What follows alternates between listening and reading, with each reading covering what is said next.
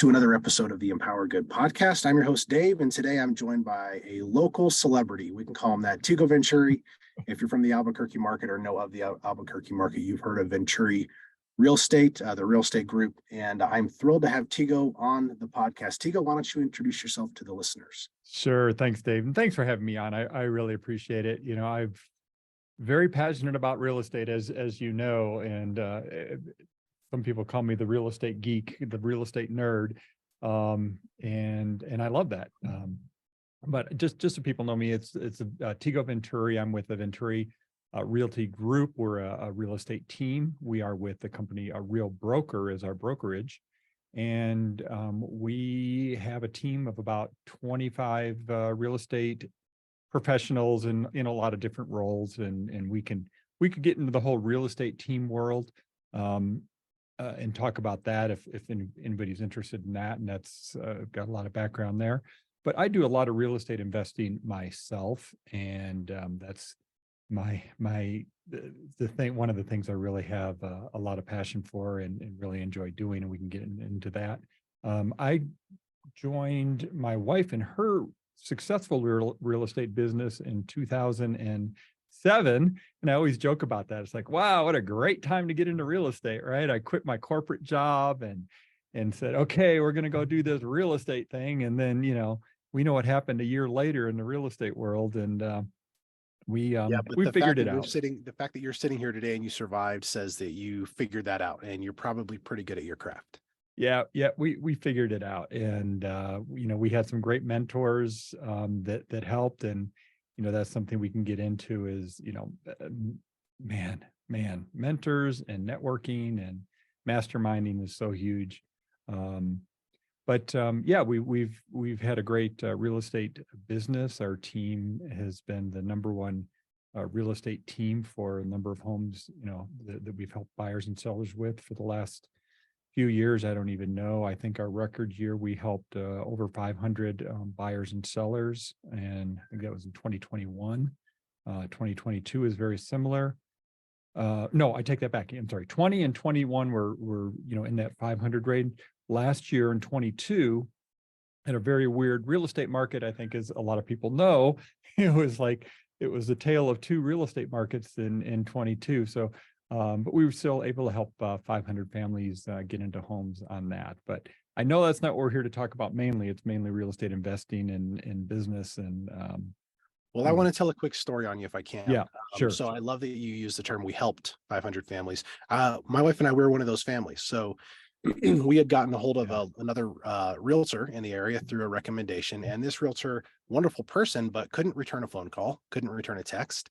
And we had purchased our tickets to fly out here and look at housing, and this realtor just wasn't responding to the houses we wanted to look at. We were lost. We were coming to the area. We had to buy a house. Our house in Colorado was sold, and we had to have a place to land. And so I reached out to Venturi Group, mainly because of Google reviews. I just Googled real estate agents Albuquerque. You guys were the top rated. You had the most reviews, the greatest number of 5-star ratings.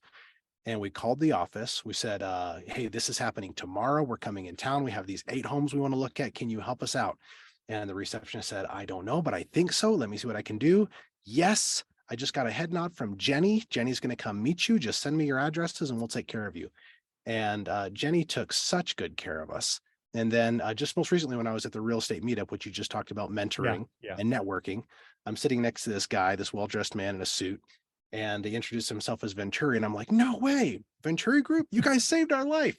I finally get to meet you. So you guys do help families. You helped us. And that's one reason I'm thrilled to have you on here educating the listeners. So you got started in 2007. Yes. What was your wife doing?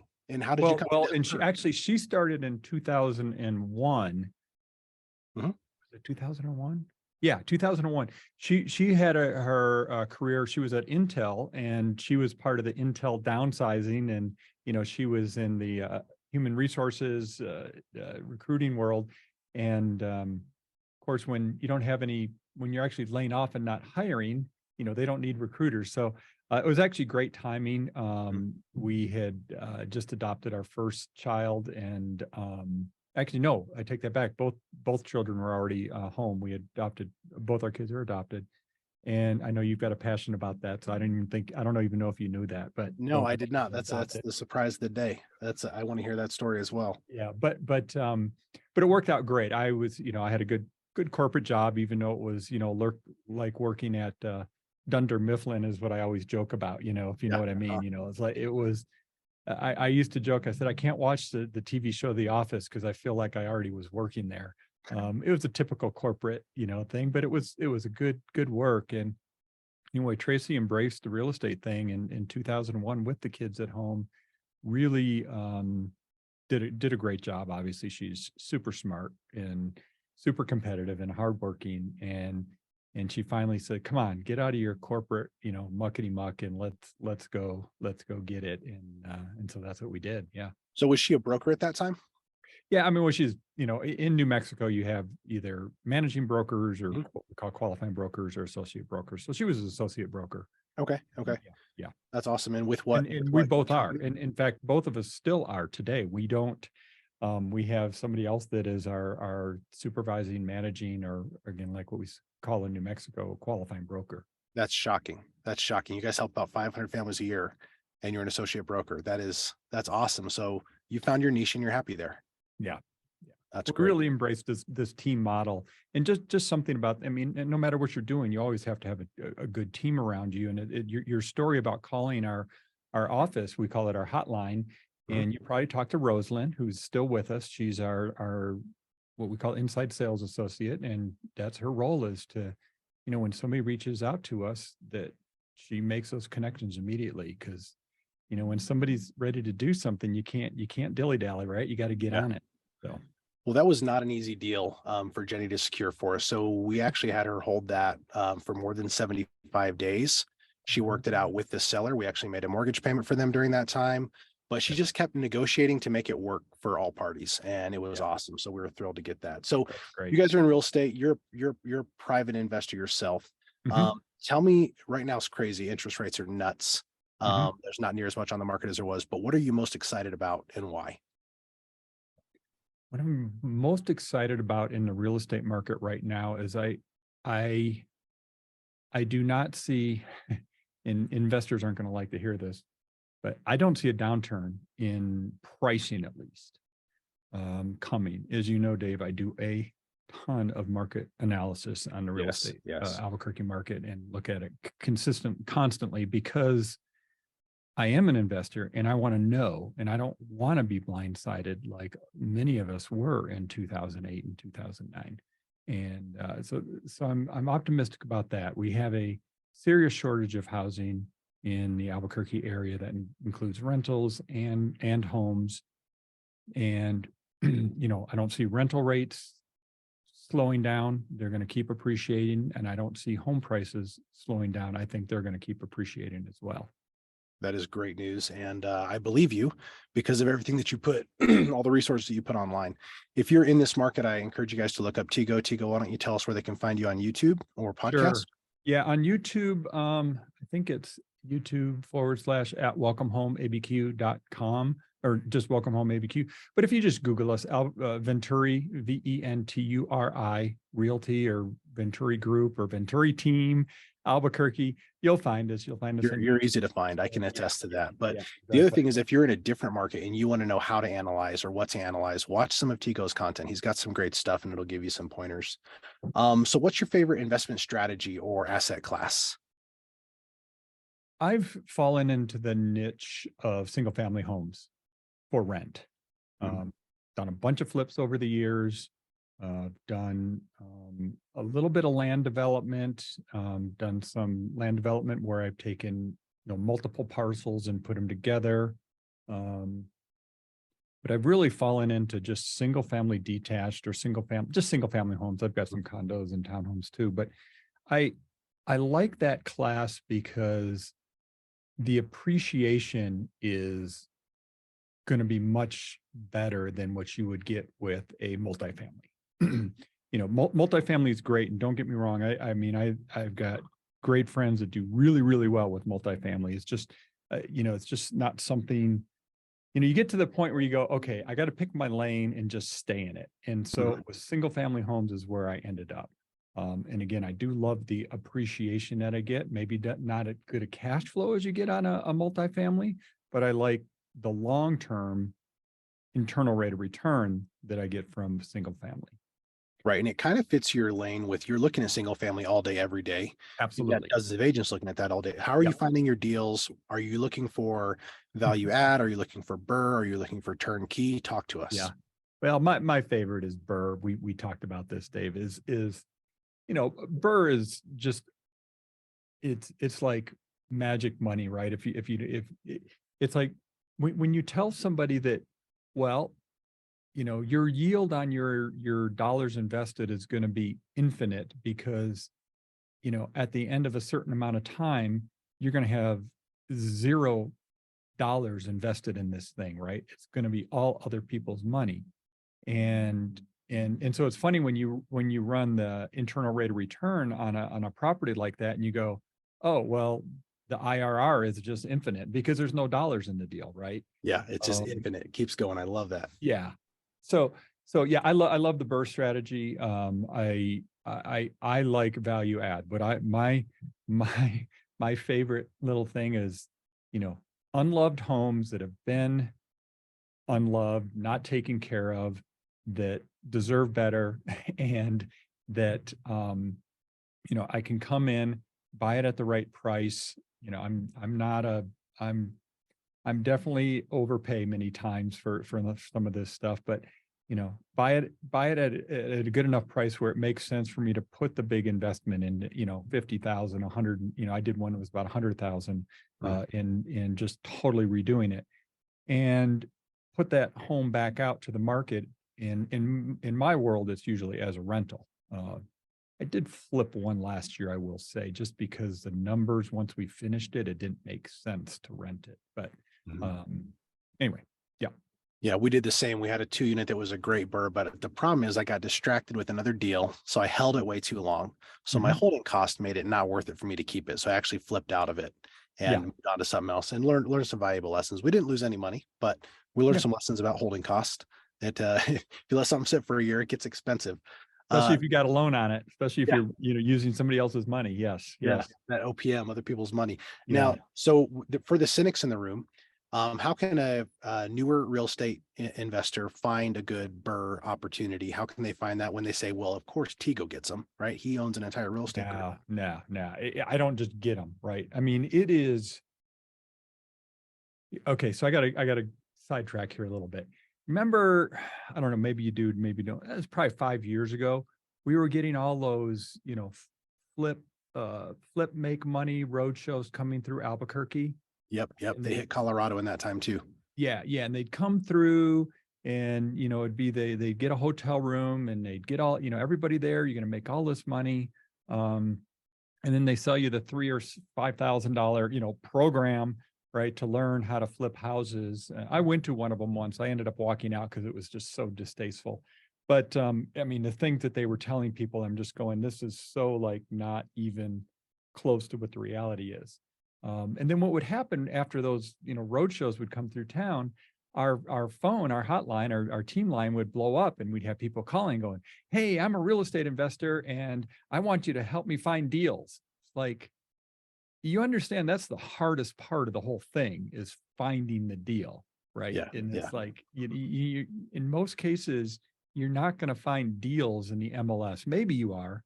Now, I have to be careful there because, disclaimer, I am the MLS president for Albuquerque this year, and I love the MLS and I believe in the MLS. It's an amazing model. But I don't like off-market stuff, but that's where you're going to find the best deals. And you got to do the work. You got to look at a lot of properties. You got to knock on a lot of doors. You got to make a lot of phone calls. It's not just going to fall in your lap. I agree with that wholeheartedly. I would say that everything that we own right now, a couple of Burrs in there where we've gotten 100% of our capital back. So again, if you're not familiar with Burr, just Google it. We're not going to deep dive on that again right now. But well, let's just, found them all in the MLS. for people that are listening, it's you buy it, you rehab it, you rent it, you refinance it, and then you repeat. You But the keep beauty of recycling that capital. Yeah. And the beauty of the refi is, you usually got to let it go for 6 months before you can do the refi. But when you refi it, you're pulling out in the ideal world, all the cash and maybe even more than what you have in it. Right. You got to be careful there. You can't pay for, marble floors in your shower. You got to run your numbers and make sure you do the finishes that make Of sense and make course. sure you stay on budget to get the appraisal you need. Yep. So you got to be smart about it, but you can do it. Tigo's done it many times. I've done Yep. it. It works well. Yep. Works Yep. well. I have.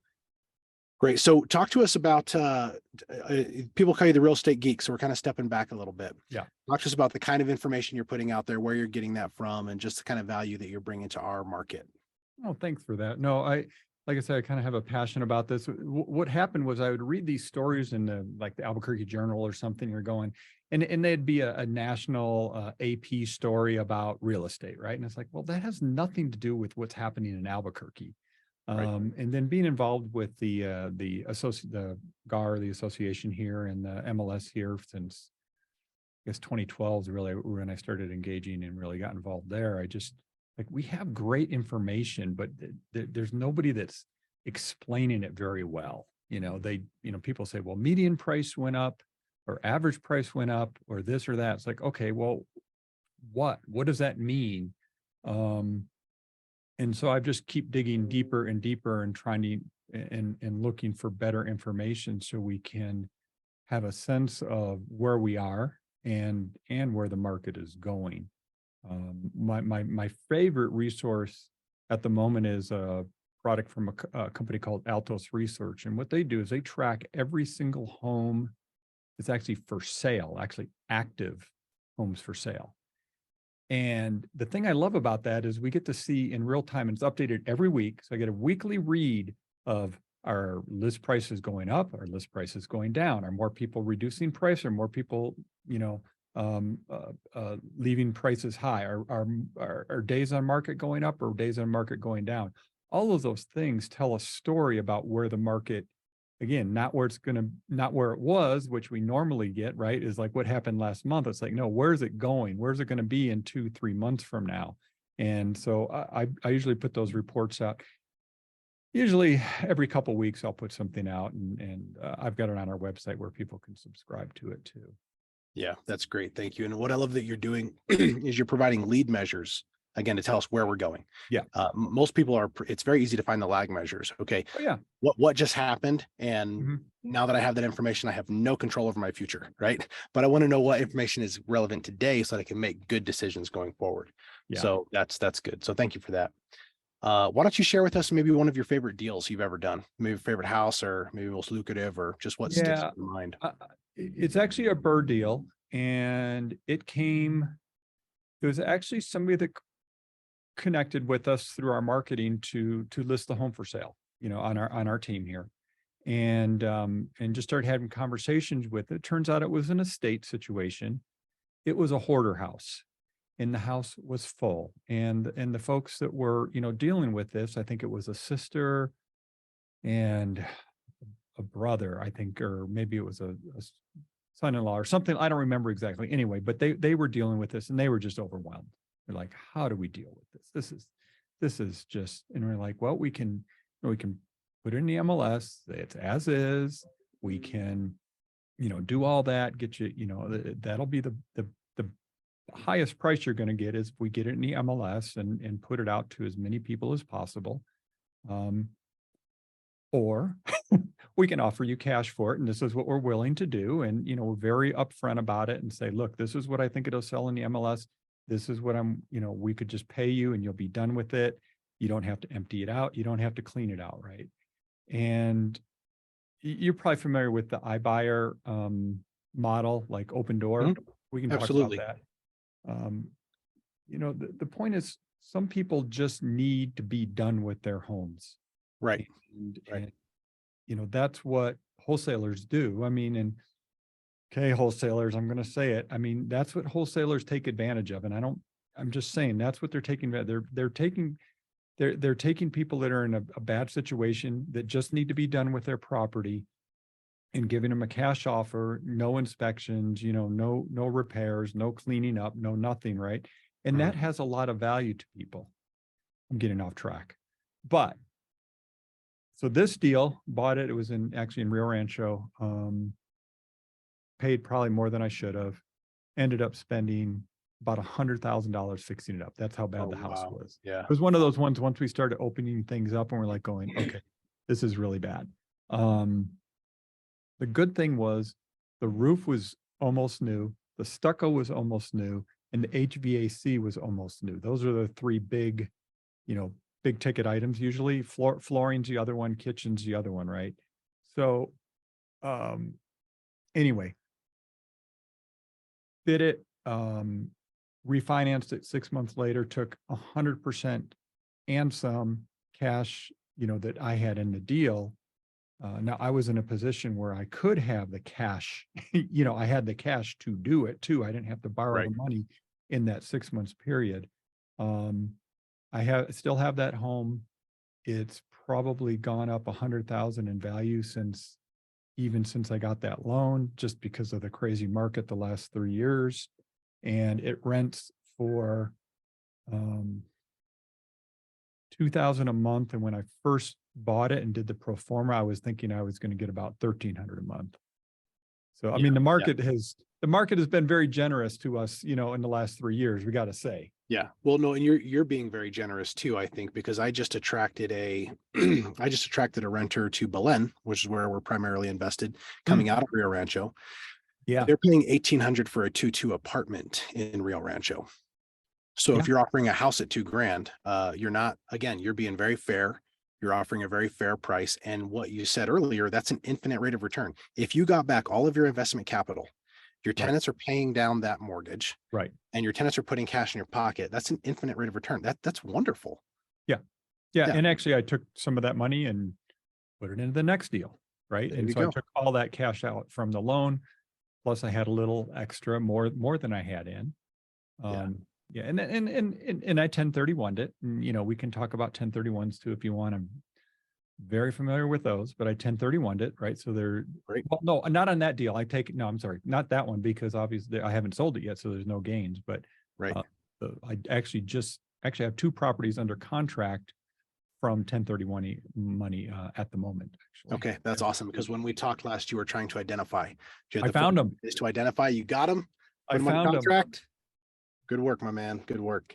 And well, remember I said I had one flip last year. Well, that was it. So I sold it here just a few months ago, and well, it was exactly 45 days ago, because today was my deadline to identify my properties. And so anybody that understands 1031s, you have a certain time frame to identify the properties you're going to purchase, and if you miss that, you miss the ability to kick the can down the road on your capital gains. So sorry, I'm getting way off track here. No, but this is great. This is all very helpful. thing is, it's just one of those free things that the government gives us as real estate investors, just like, depreciation or accelerated depreciation or cost segregation depreciation. It's like one of those free things that the government and the IRS code gives us to say, hey, go buy more real estate, right?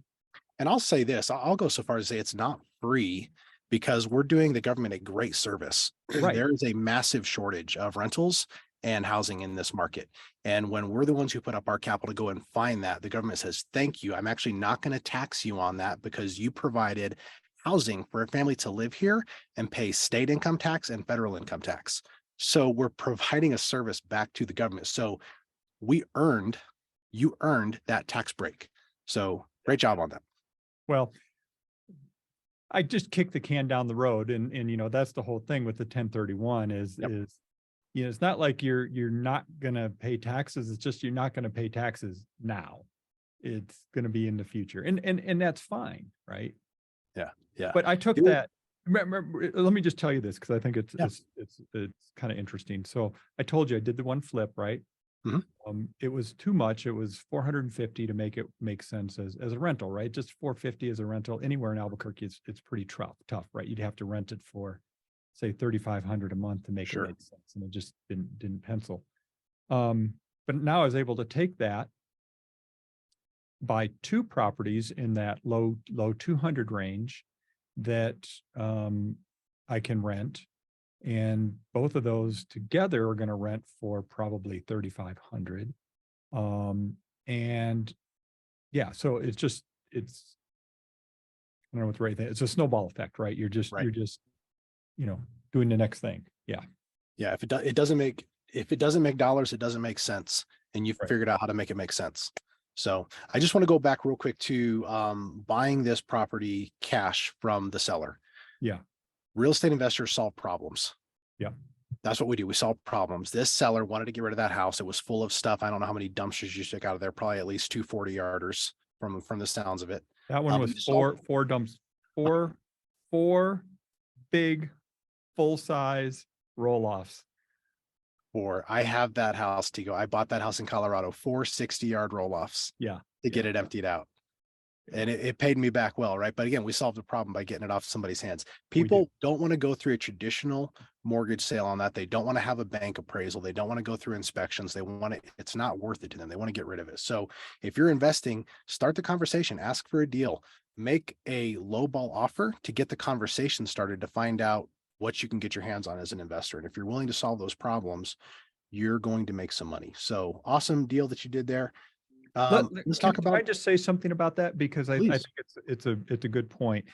I had the opportunity to present to a bunch of real estate agents here in Albuquerque at the association at GAR about a month or two ago. I don't remember. And we had a panel, and I was hosting the panel about, real estate agents, realtors working with investors. They don't know what a lot of realtors don't understand what investors want. But we got in this conversation about, the cash purchase, the iBuyer, and the thing that was interesting, it was myself and Robbie Faith. You might know Robbie. He's another, he does a lot of stuff. He's a realtor, but does a lot of investing. And Sean Hellman and Amanda Champagne. Anyway, we were, and it was like, as realtors, a lot of times we've got this belief that every home seller wants the highest price and the highest price, and that's it, right? Right. But there might be something else that's more important to them, and convenience could be that thing. And I think, and we were trying to get realtors to shift their mindset. It's like, no, don't just assume that the people are going to want to stage their home and do all the stuff they need to get to get the high dollar. Now, most people want that, and I get that. Makes total sense. But there's a lot of people that just want to be done. They don't want to show their home. They don't want to do open houses. They don't want people walking through their house. So anyway, getting off track there, but I think for realtors that may be listening, you got to understand that. It's like, you got to be able to offer all those options to your people, right? And like Dave, you or people that are investors, and a realtor comes to you and says, hey, I just, met with this client. They want to sell their home, but they really don't want to show it. They don't want to, have an open house. The house is in really bad condition. They don't have any money to fix it up. Would you be interested in giving them an offer? And your answer would be yes, absolutely, of course. Every time. Right. Yeah. So we've been actually able to have a great relationship with our realtor that we met through Venturi Group that way. Yeah. And she's brought us so many incredible deals. And when we have bought something with her help that wasn't necessarily on the MLS or didn't earn her a commission, we've given her a gift after that, right? Because we want that relationship to be healthy. We want her to be whole. And she sends us, not only does she send us great deals to buy, but she just sent me a tenant who was DQ'd in qualifying for a mortgage. And she happened to know that we had a house coming. And now we've got what seems like a great long-term tenant. They want to sign a 2-year lease and everything checks out on paper. And it's like, you know what, that's the kind of thing where we're helping each other. So again, if you're a real estate agent listening to this, look for the ugly houses and identify your market for ugly houses. It's going to be people like me. We love, the stinkier. Or me. Call me. No, it's my podcast. Call me. No, call me. No, just kidding. See, that's just it, right? We all, any of us that are investors know that's it. It's like finding the deal is everything. Yes. And if a couple of really savvy real estate agents will get in on the ugly houses and have a list for ugly, smelly houses, you'll sell them quick. Yep. Let's jump over to, we're about halfway through the hour here. Let's jump over to the topic of Empower Good. Tigo, you Yeah, surprised me when you said that you have two adopted children. we do. Man, We we have do. two adopted children. How did Yeah. that come about? Well, why don't you introduce us to that as much as you can, Well, yeah, protecting your privacy? it's, I always say it's like it's our kid's story to tell, Mhm. but I will say, we never kept it from them. They were both international adoptions. When I met my wife, she, Tracy, my wife now 25 years ago, we she had already actually started the process. She had thought, well, I'm just going to be a single parent, and that's what she was going to do. And then we met, and I'm like, okay, well, hey, I'm in with this. So we went forward with it, and have two wonderful children. They're both, in their mid-20s now, and yeah, it was great experience. And I don't think twice about it. I do, from a standpoint of, they're my kids, right? Yeah, They're yeah, just good. they're just my kids. Yeah. And Yep. and um anyways, wonderful experience. And you know, I don't really think about it, but I mean, I do know that, where they would be compared to where they are. Feel pretty good about that. And they recognize that, but they don't, you know, they're Good. they're just kids, Yeah. they're great. I think every adoptive And she parent. might be listening right now, so I got to be careful because Sure. she's in the mortgage business here in Okay. Albuquerque. So All right.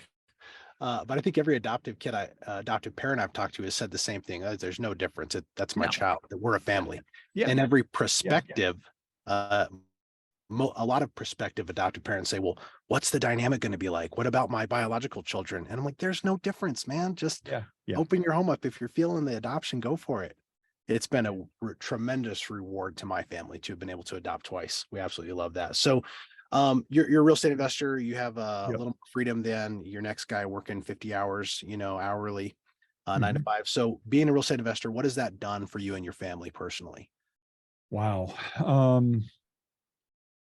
We've got an amazing real estate business that has, I will say, has allowed us to fund the real estate investing in Mhm. many ways. Um, and but the main thing, it gives us options and flexibility into the future, right? And and it's fun. I know it's, you're not supposed to, it's not just about the money, but there's a lot of satisfaction in it, especially like, so I bought a house in the war zone. Oh, we're not supposed to call it that. Right, right. In the international district, and last year it had a fire. It was nasty. There was a squatter in it when I showed up the first time. It was, but it was a cute little brick house with oak floors. It was just a mess. Um, we fixed it up. Nicest house on the street now. And as we were fixing up that house, it seemed like, and maybe this is just my imagination, but it seemed like other houses on the street started, doing a little fixing up too. Cause the one I bought was definitely the worst house on the street. It was condemned. It had boarded up windows. It was, but we turned it into the nicest house on the street. And that's really satisfying. Like, so Yeah, that's, yeah. that to me, that's fun, right? I have to share this with you, Tigo. So we have a very similar story, broken down house, old adobe, floors falling through. Yeah. Foundation was okay, but the subfloor is just junk. So we had to rebuild it really from the floor up. Yeah. And worst house on the street, bars on the windows, overgrown. I mean, great vineyard that just you couldn't even hardly see the house because of the overgrown trees.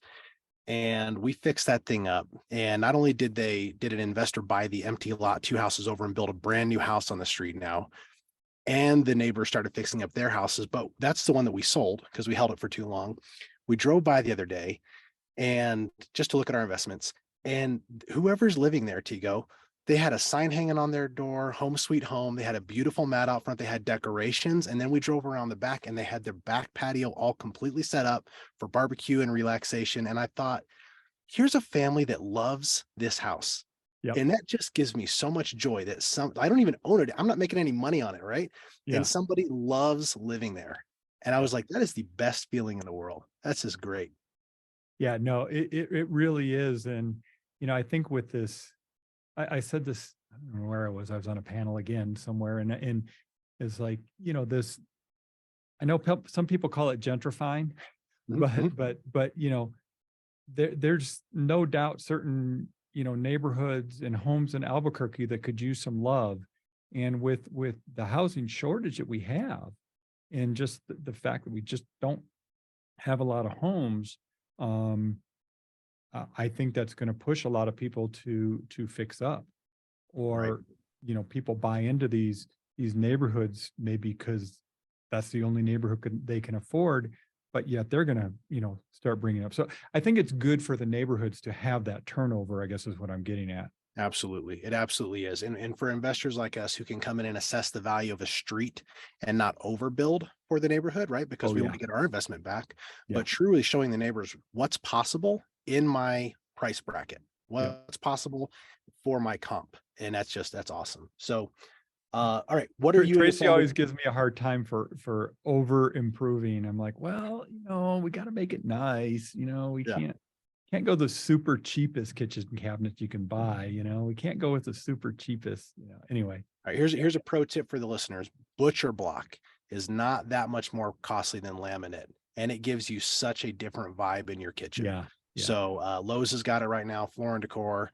He's not in the granite price bracket, but if you're kind of in that laminate, but you want to go a little better, Butcher block gives you a way better vibe. Cool, great revaluation on the house, and it just looks amazing. Super cute, super cozy, super warm kitchens. Okay. Another pro tip. Here you All go. right. I've done four houses now. The exact same cabinets, exact same countertops from the same vendor, which is M&G Stone over there at Pennsylvania and Montgomery, I think they're at M&G Okay. Stone. And because I don't have to figure it out every time. Right. It's already done. I just say, I call up Ivy and say, hey, I need another kitchen done. Can you run over there? And she's like, sure, I'll be there tomorrow. Okay, great. Yeah. It's, and Figure out your design and stick yeah, with it. yeah. Find what works and run. And that's what builders do, right? Yeah. I mean, that's why builders do it, because it's too expensive to try to pick it out for every single property. Yeah, that's why you break the $1 million mark when you start going custom on every single finish. Yeah. You find what works and run with it. Well, then it's a time suck too. Yeah. Yeah, absolutely. And then what do you do when you have to go back in and do repairs? What shade was this wall? What stain was on this cabinet? What do I do with this? Like when you have repairs, it just makes it easy because you've got your stock and you can go in and just run with it. Sherwin-Williams Alabaster. Ceiling bright white 7007. Yeah, All right. exactly. Right. It's like you just, Yeah. when you go with, maybe the first one, you got to kind of figure it out and that, but and then in the same thing, Floor and Decor, it's LVT now. That's all I'm putting in is luxury vinyl tile, just because it's good, it's durable, it's not cheap, but you don't have to worry about it again, especially for rentals.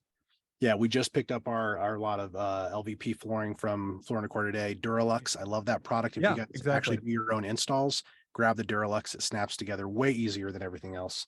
Yep. Huge fan of that right now. All right, let's keep moving. You and I could talk about this for hours, Tego. I know. What are you and your family passionate about giving back to? Wow. Couple different things. I mean, charity wise here in Albuquerque, we kind of have two main that well, actually, let me give you a different thing just on charity. And yeah, please. First off, there's a thing called a charitable trust that you can set up through like a stock broker. Like we have ours set up through Schwab, the brokerage company. And the beauty with that is you can move money from a particular stock fund into this trust and, get the same tax benefit. This is more of a tax tip, right? You could talk to your accountant. I'm not a CPA, blah, blah, blah. Right. Okay. Yeah. Blah, blah, blah. Disclaimer. Yeah. I got to do the disclaimer. But it's a way for you to set money aside every year, and then you're just building it. The beauty of it is you're moving money from a regular brokerage fund, let's say, that you might have some capital gains on, let's say. You move it over there, there's no tax implication. You put it into this fund and you get 100% of the tax deduction just like you would on any other charitable Wow, contribution. that's great.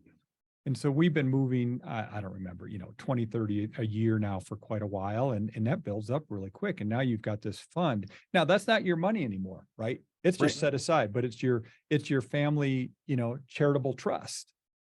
Right. Kind of And cool, you can right? talk That about it as a sounds cool. family. Hey, what do you guys want to give back to? Who's Yeah. got a good charity? Let's hear about it. Yeah, exactly. Yeah. It's like, it's kind of cool to say, yeah, we've got a family charitable trust. Yeah.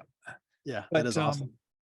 anyway, that was kind of a side tip, but Albuquerque Christian Children's Home down there by the Bosque and Montano. Mhm. It's they do great work, and we've supported them for many years. One of our other favorite charities is the Tamaya Horse Rescue. Yeah, awesome. I don't know if you're familiar with that, but I they am. do. Yes. Okay, yeah. So they're actually Tracy's good friends with the general manager out there at Tamaya, but yeah, that's one of our other charities. We do quite a bit in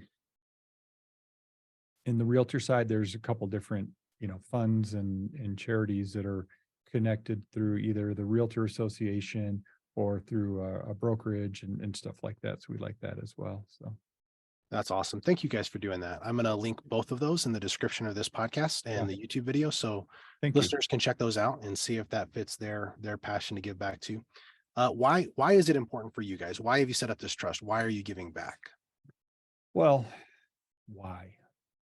Because we can. I mean, it just giving is so satisfying. It is so satisfying when you're in a position to be able to do that, right? It's Gary Keller had a saying, and I don't think I'm going to get it quite right, but it was, money isn't something like this. Money isn't just good for, to have money. Money is good for what the good it can do.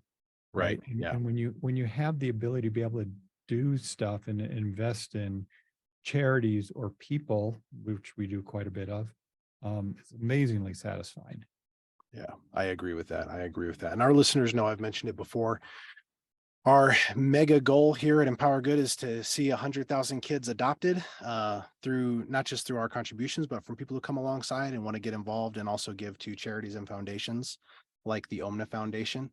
And we're well on that way. So if you want to be involved in that, obviously I'll link that as well below. But it's good. It's good to give back. And 100,000 sounds like a lot, but again, look at the market. There's 341,000 kids just in foster care, just in the U.S. That doesn't even touch the global demand for kids with no parents. So we have a passion to help people be as successful as they can be in business so that they can give back. So that's great. Tego, let's jump into the EG3 Empower Good 3 questions we ask every single guest. Okay. So what are you reading right now? Oh, what am I reading right now? That's one of those things where you go, shoot, well,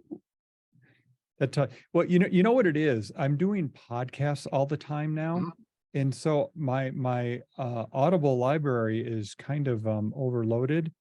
Okay, now I'm going to actually look. Well, I was reading Exactly What to Say. Just finished that. Okay, exactly what to say by, do you have that? Phil Jones.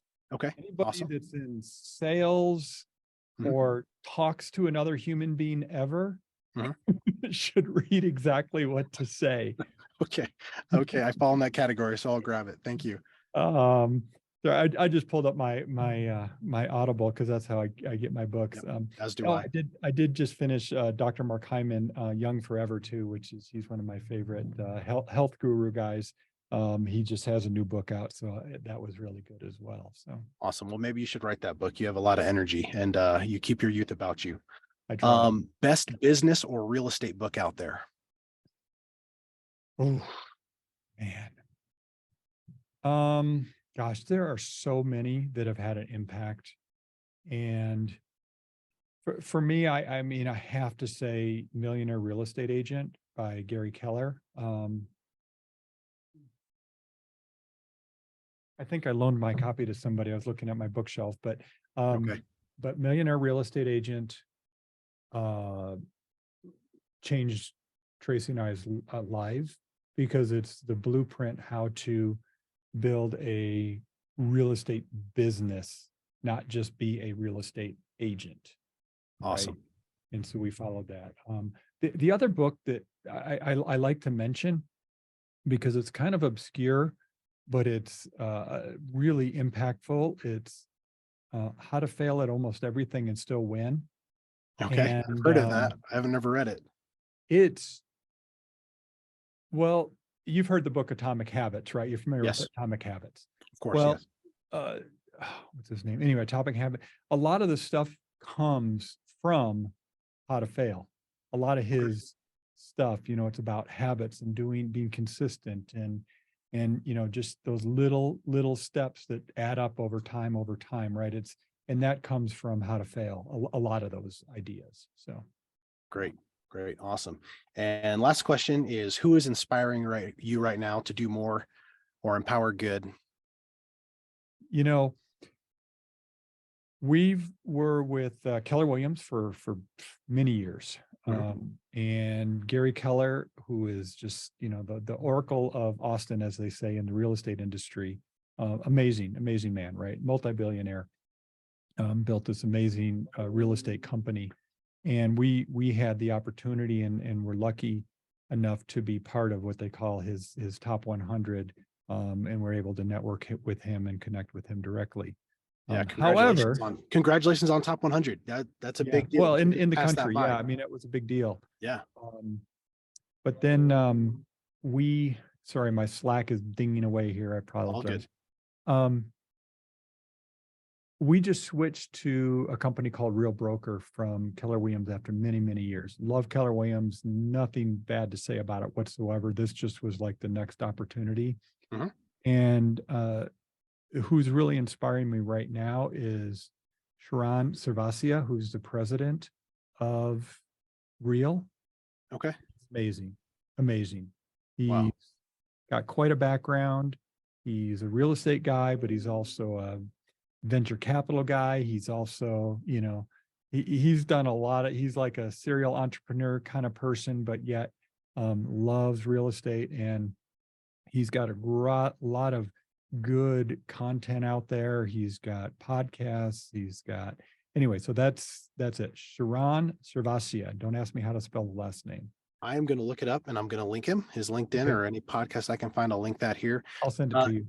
Great. Thanks. And you mentioned that you're doing a lot of podcasts. Are you, kind of coming on guys like me and just talking about stuff, or Tego, do you host your own? Well, as you can see, if you're on video, you can see I've got a whole kind of studio. Yeah. You've got a great looking studio. It's set up behind me here. Yeah, no. It's, we started doing a radio show here in Albuquerque. I think we're going on 9 years now, because we're on episode 441 this week. Wow. It's a half-hour show, and it's on a smaller AM station, AM 1600 KIVA. And people that, kind of know Albuquerque may know Eddie Aragon and his, I know Eddie. his story. Yeah. So Eddie's good friend of mine. He can be controversial, but that's what he does, right? He's a radio talk show host, right? That's his job, is to be controversial. And, his politics can be very uncomfortable for some people, but we've been on doing a Saturday morning show with him for many years. And we've, as we do that show, we just make it a podcast as well and rebroadcast it. So awesome. Send me that. I'll link it as well. Great. Tego, you've been a rock star guest. I've learned a lot from you. I've really enjoyed getting to know you. Thank you for being on. Thanks for having me. I could talk this stuff all day long. Well, I know, and I'm sure we'll have to meet up after the next real estate meetup and continue the conversation. But thank you. So glad you're here. Guys, get out there, invest in real estate, make some money, and empower good.